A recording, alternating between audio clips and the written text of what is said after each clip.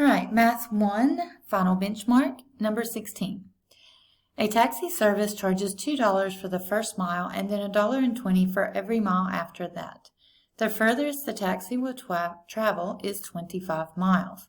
If X represents the number of miles traveled and Y represents the total cost of the taxi ride, what is the most appropriate domain for the situation? All right, so here's what we need. What is the most appropriate domain? So if you remember, your domain is your x's. So if our domain is our x's, we can say x represents the number of miles traveled. All right, so if we come up here, it talks about $2 for the first mile, $1.20 for every mile after that. The furthest the taxi will travel is 25 miles. All right, so some of this is extra information. We don't need all of this. All we need to know is that the domain is our x's, and the taxi driver will drive no more than 25 miles. All right, so A says the domain, the miles traveled, will be from 0 to 25. Well, you can't have no negative number of miles, so it would start at 0, makes sense, and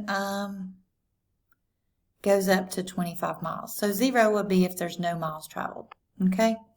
This says that the miles traveled goes from 1.2 to 2 miles. That would just be like the amount of money that they're charging. That doesn't have anything to do with the number of miles traveled.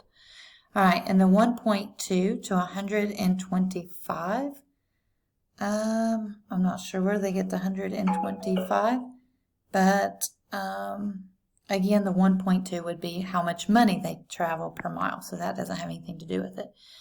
And 2 to 30.8, they've probably written an equation and plugged something in, 2 being the first amount of money, and if you travel so many miles times that by 120 may give you the 30.8, not sure.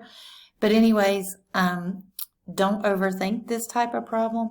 When it says what is the most appropriate domain, think about domain as your x's.